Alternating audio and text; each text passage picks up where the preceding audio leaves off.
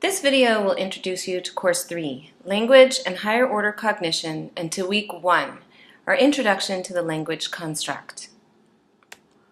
As an overview for this course, we're going to be focusing on two neurodevelopmental constructs for the next 6 weeks, language and higher order cognition.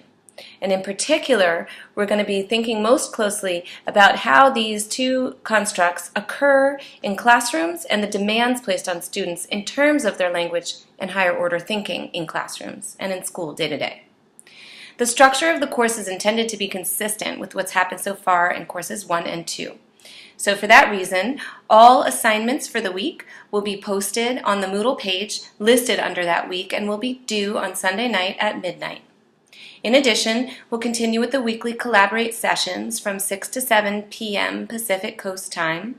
And prior to those sessions, I highly encourage everyone to view these mini lectures and slides and get as familiar as you can with that week's content so that we can talk about it more in depth, answer any questions when we're together, and really think about the connections between what we're learning in this course and day-to-day practice in the classroom and with students. As an overview of the language construct, this is what we'll be focusing on for the first 3 weeks of this course.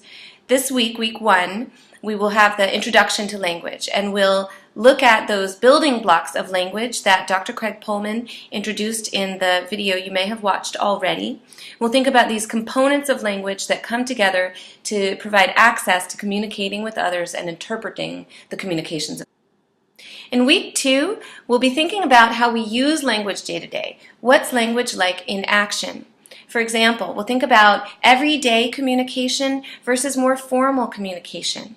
For talking to peers and friends, there's a certain type of language that students are asked to engage in, but there's a very different type of language they might be asked to use in a whole group discussion in the classroom or in an interaction with a teacher.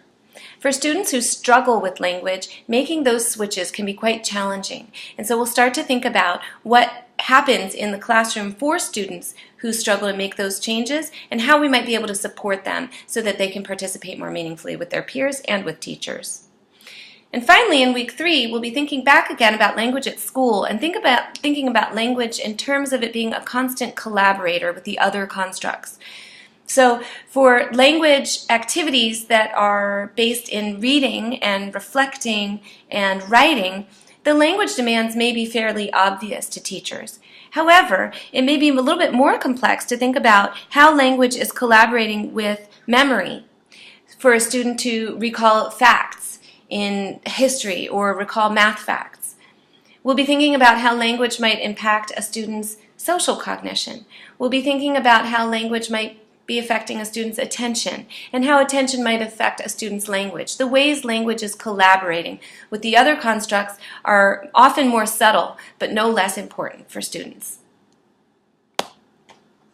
Our objectives for this first week, for week 1, are to understand how language impacts student learning more broadly at school. And we have 2 introductory activities in this slide set that I will show you in a moment to get us started thinking about that.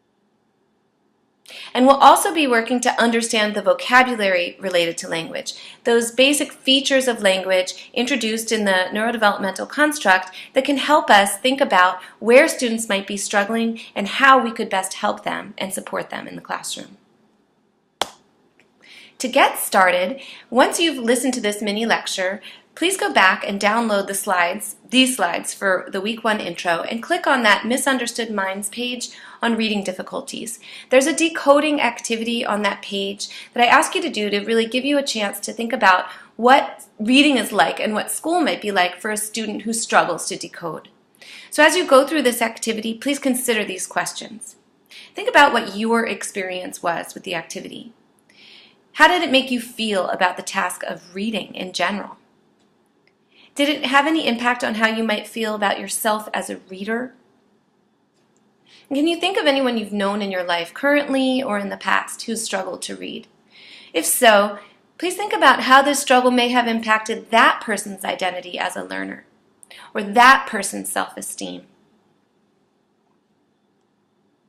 Once you've completed that activity, please go back to the Misunderstood Minds page and read the components of reading.